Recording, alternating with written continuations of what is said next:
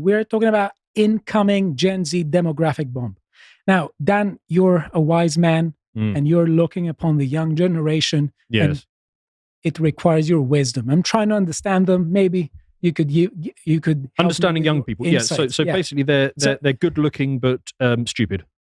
Okay, so Gen Z, I want to talk about Gen Z shows a shift in attitudes with respect to parenthood. And these attitudes are adding to the mix of an already really bad demographic situation, a demographic problem, and that from which Western countries suffer. Now, Gen Zers, they want some me time.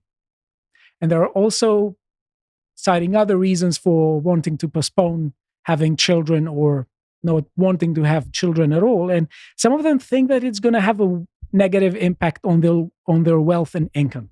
Now, do you want to embark upon a journey of economic prosperity? That's a yes. So visit our website, sign up on Lotus Eaters. With £5 a month, you can have access to all our premium content. And you can actually find out about what not to do if you want to increase your wealth. And watch the latest Brokenomics, Economics of the USSR, where the esteemed gentlemen over here, Dan and Josh, are talking about the economics in the USSR. So when you want to embark upon a journey of creating wealth, you really need to know the don'ts. Start with the don'ts, and you'll find out the do's in the meantime.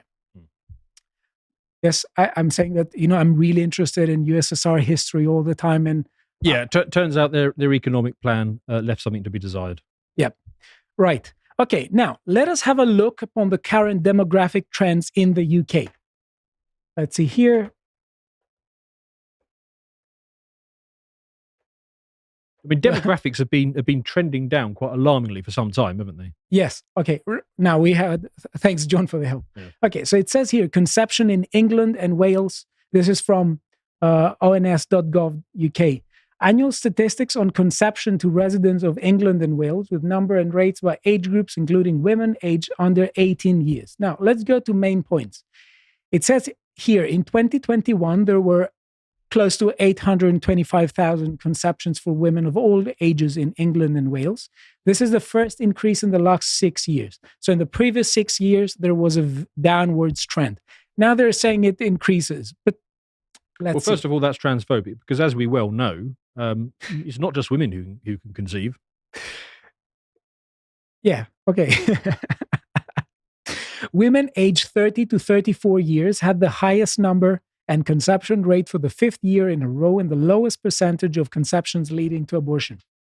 So there's a shift, because I remember from previous generations, many women were giving birth into the 25 to 30 or even 20 to 25, at least in their 20s. But now there's a shift to the early 30s.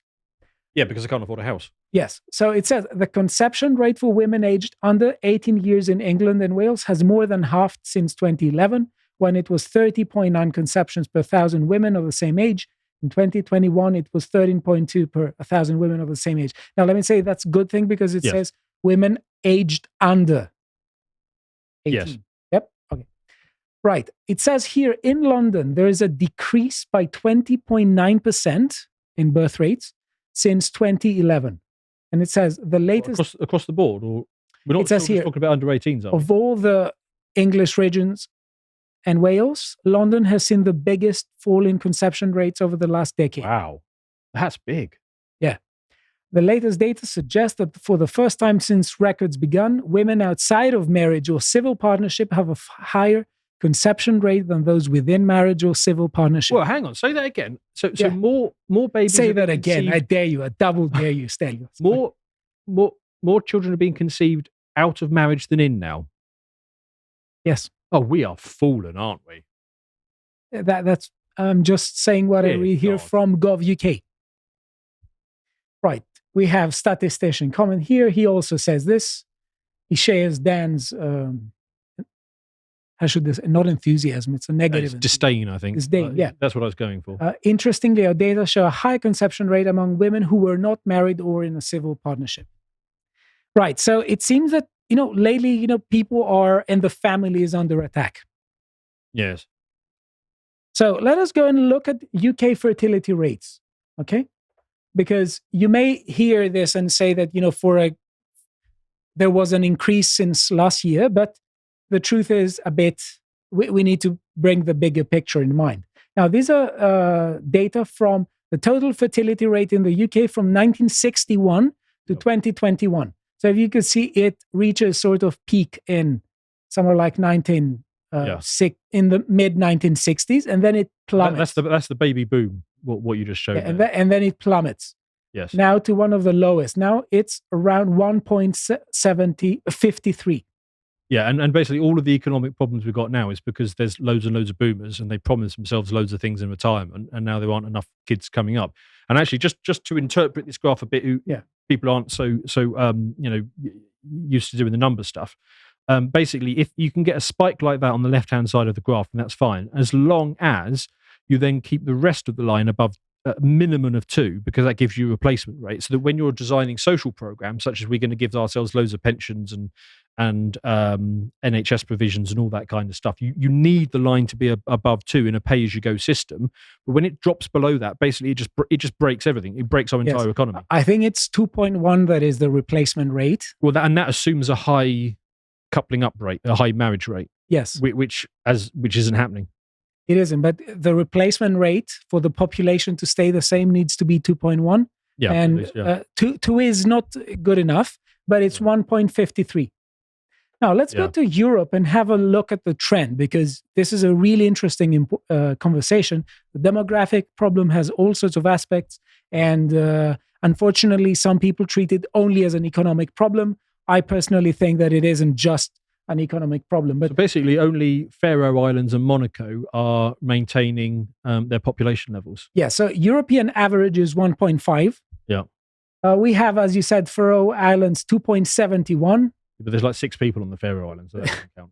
Okay, we have Monaco 2.08. That may seem good in comparison to others, but it's still below rate. Yeah, but they're all multimillionaires, so again, doesn't matter. Below rate. So we have Gibraltar or whatever. Okay, so let's expand statistic, and we will see here that Greece isn't looking where good. is it? Okay, United Kingdom 1.57. Yeah. We have Germany also 1.53. Yeah. We have Switzerland 1.5. Let me show Greece is in 1.38. Let me say the numbers change a bit. I've heard even worse. I've heard that Greece is also 1.32. It's not good. Okay? Yeah. Italy. Well, I mean, is it good or is it not? It's certainly not good when you've got an economic system that needs more people every year, because basically what governments will do is they will look at data like this and they say, okay, well, we can't operate the current economic model with this level of birth rate. So what do? Do we, A, change the economic model and say to some people, oh, those bonds that you bought, yeah, sorry, we're not going to pay those? Or do you import as much of North Africa as you possibly can to try and drive up the per capita number? That is the major issue, and because the problem with the demographic is that the less young people we have, and the more older people we have who are pensioners for more and more years, essentially there's a disproportionately large burden to younger people. So there are all sorts of issues, such as, for instance, in France, that is why they try to raise the retirement age from 62 to 64, and basically they're burning the whole of France for this reason. Now, Italy is also not 1.3, Spain is 1.29. So the European South has an issue. Yeah, so Italy's interesting because, of course, you had that new Prime Minister, Giorgia Meloni. Yes, and she came in saying all of the right things. And then basically what happened is somebody sat her down and showed her a series of numbers like this, and then showed her another graph that says, okay, this is government entitlement spending. And when you put the two together, it can't work. So now she's all like, oh, yeah, well, maybe immigration. It's like, oh, you bloody sellout. Right. Let's see also in the UK, in the US. US birth rates drop as women wait to have babies. And we have also here really, plummeting birth rates and fertility rates. By all means, read it. We don't have that much time, so I'm going to move forward. Now, check Connor's interview with Stephen J. Shaw about his new film, Birth Gap, Childless World. And the Kamen demographic collapse. I must say that this is a brilliant interview. By all means, check it out. I've seen that one. Yeah, I'm going to check that out. That sounds interesting. Yeah, this is a brilliant interview. All right. Okay. Now let's add something else to the picture, to the picture, because the demographic problem is a really complex problem. We can't solve it in half an hour. But I want to say that there are pressures that are sort of social pressures or cultural pressures that you could say have something to do with wokeness to young people. Yes. There is a sort of incentive to make young people guilty of having kids. So we see in this situation where many young people do not have kids, we have a lot of other people who are accelerating, and they're telling basically, no, don't give birth to more kids because it's going to increase carbon emissions. It's going to be bad for the environment. It's going to be all sorts of problems. Yeah, I'm not sure I care that much about those ones, because if you believe those narratives, you're so bloody stupid that you shouldn't be reproducing anyway. But there are plenty of younger people who should be having kids, who absolutely should be having large families because they're good role models, but they can't because they can't afford a house. Right. So I think we're going to skip this video. We're going to go to the next one. I want us to have a look at this person who gives various reasons as to why some people should not have kids. And now, obviously, I think some people should not have kids. Okay? Some people should not have kids. But I don't think that's the majority. But the reasons he gives, he doesn't say that people shouldn't have kids, but he gives several reasons that I think have to speak a lot to Gen Z. Okay. And I want us to listen to what he has to say. Sure. And talk about it and evaluate. Let's watch the first clip. So in today's video, we are going to be talking about 10 reasons why I decided to live a child-free life. Now, this is a video I've been wanting to make for a long time for a number of reasons. Number one, I want to let other child-free people know you're not alone. There's a lot of us out there who've decided not to procreate. Okay. Number two, for people who might be trying to decide if they want to have kids or not, I'm going to give you 10 reasons why you shouldn't have them. Do what you want with those. And finally, for people who already have kids, these are some reasons to put them up for adoption. I'm joking. You had the fun making them babies. Now you got to raise them. Let's jump right into it. Reason number one why I'm living a child-free life and don't want to have kids is because they're expensive. They are expensive. All the people I know who got kids is always complaining about being broke because of the kids. Kids are expensive. And it's not like you only have to pay out money for 3-4 years. It's like 18 years. And then some. Even when they're grown, they want money. It's just, it starts out with diapers and Pampers and it's school clothes, and then it's the dentist, and then it's soccer jerseys, and it just keeps going and going and going and going. It never seems to stop. I work hard for my money, especially times like now when I'm physically in hotel rooms, scrubbing toilets, making beds. I'll work too hard for that money to give it to some kid. No. So kids are expensive. How can I put this? I think there are a lot of men like him who are not raising children. Yeah. Yes, and maybe if they feel that way, they shouldn't be raising children. Yes. But the question is, what is the message that is sent across? And I think that basically this echoes some feelings. It's not that this person obviously is causing people to think this way, but there are many people who think this way. They say, no, I'm going to forgo parenthood because it's going to be a problem to my let's say wealth. So that's one issue that I want to stress. The atomistic drive, which is saying everybody needs to be a good consumer, and the highest ideal in life is the spending of money. Yes. So that's an issue because we have, let's say, a sort of infantilization of young people, and who seem to become very cynic about it, and they view the notion of the family as something completely foreign to them, and as something that is basically going to, instead of it being a source of main value for their lives, they look upon it and say that no, this is going to cost.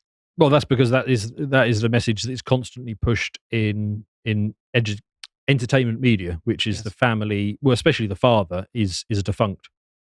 Yeah, but there's an issue that, you want money, you want to build wealth. What for? So there's a substitution of viewing money as an end in itself to Yes. viewing money as just a means. Yeah. And, what is interesting is that it seems to me that most people up till now in the human history, they have thought of, the material resources as being something that they put into for raising a family. So raising a Yes. family was seen as a major pillar of value for people's lives, and they worked their Well, and also ass more off broadly in order to raise these families. Yeah, more broadly on the resource point, there is a strong school of thought out there on the left that we are about to run out of resources on the planet, and that the world is already overpopulated. I mean, resources, it's just not an issue. They just don't understand the economics of it, and the left has been pushing this since the mid 1800s. Right. Let's go and watch the next clip, please. Reason number 2, I've decided to live a child-free life. It's a lifelong obligation. I don't do well with responsibility. Okay. Anybody who knows me knows that I like a very carefree, low drama, low obligation life. To bring into my life a lifelong obligation, I just know I wouldn't do well with that. Even if I would if I ever had a child, I would do what I had to do. You know what I mean? I would not be a deadbeat dad. I would take on that obligation, but I would be crying on the inside, probably the outside. I just don't do well lifelong obligations. I'm definitely not going to bring one into my life that can't go away, that I can't quit. Moving on. Reason number 3. Third reason I don't have kids, and this goes along with the second one, it's just added stress. It is added stress. Another thing I hear from parents is that you constantly worry that your child is okay. They go to school, you worry somebody's going to shoot up the school. You know what I mean? They go, wherever they go, these days, you got to worry about something happening. I stress. My stress levels are right. You know what I mean? Where they need to be. They're good now. And I do things like meditate. I'm always out in nature, try to hold those stress levels down. I'm not going to bring a child into this world and raise it way up here. I don't know if I could deal with that. And let's be honest, if I had a child and something did happen to them, I'm not strong enough to deal with that. Okay, so one of the points he made there was that responsibility and stress. Yeah, if he was raising children, he'd be crying on the inside. How does he think he's going to feel 30 years from now, sat on his porch, alone? Nobody ever rings him up. Nobody ever gets in touch, and across the road he can see the other guy with his 7 grandchildren playing with him. This not good. But the point is that I think people should be incentivized and should be, in a sense, socially pressured. Of course, I don't talk about initiation of force. That's against my principle. But I think that it's not okay, morally speaking, to tell people, well, okay, you don't like responsibility, then don't assume it. It's like infantilizing them. Just say, okay, you're not good enough. You don't have it. Just stay there. If you do something that requires responsibility to be taken, you should take it. Yeah. Yes. But yes, and also the stress element. That's an outcome of value. If you have value in your life and you find value in your life, you do have the stress that this value is not going to be recognized the way you want it to be, or that it's not going to be realized in the way that you want it to be in the world. I think so having value and anxiety, they go together, but it makes life meaningful. Yeah, but the taking on responsibility is a part of maturity. And I think what's happening here is the normal societal functions that would move you up the responsibility ladder and basically turn you into an adult are absent here. And so this guy's a 35, 40-year-old child, effectively. Right. Now, let's move into our next article, and we will end with this. So the young put off having children by global fears. Okay, I'm still trying to find out with the mouse. Okay, it says only half of Gen Z and millennials planned to start a family as finances and global anxieties put them off having children, a survey found. Research by one poll among 1,000 people aged 18 to 34 who had not begun a family found that 1 in 4 had ruled out having a baby completely. Now, let's see here. That's the most interesting bit here. It says child-free future. The most common reasons deterring 18 to 34-year-olds from having children. 49% is more time to focus on myself. Financial issues is 47%. Watch Brokeonomics. Fears about the state of the world is 38%. Concern about the impact on the environment is 35%. Prioritizing career, 28%. Existing health issues, 22%. Now, if you want to find out a bit more, I read a brilliant article by Freya India here on Unheard. Why doesn't Gen Z want children? By all means, if you're interested into it, just give it a read. Thank you for watching that segment from the podcast of the Lotus Eaters. If you enjoyed, why not access our website where you can get the podcast live from 1 p.m. UK time every weekday for free, in full, and uncensored. And for as little as £5 a month, you can get access to our library of premium content, such as my colleague Stelios' series Symposium, focusing on philosophy, with the latest episode with Bo and Josh talking about the linguistic subversion conducted by leftists. If you'd like to see what the rest of the content we're putting out is, you can follow Stelios on Twitter at Panayotu90st and the rest of us over at LotusEaters_com. Until next time, goodbye.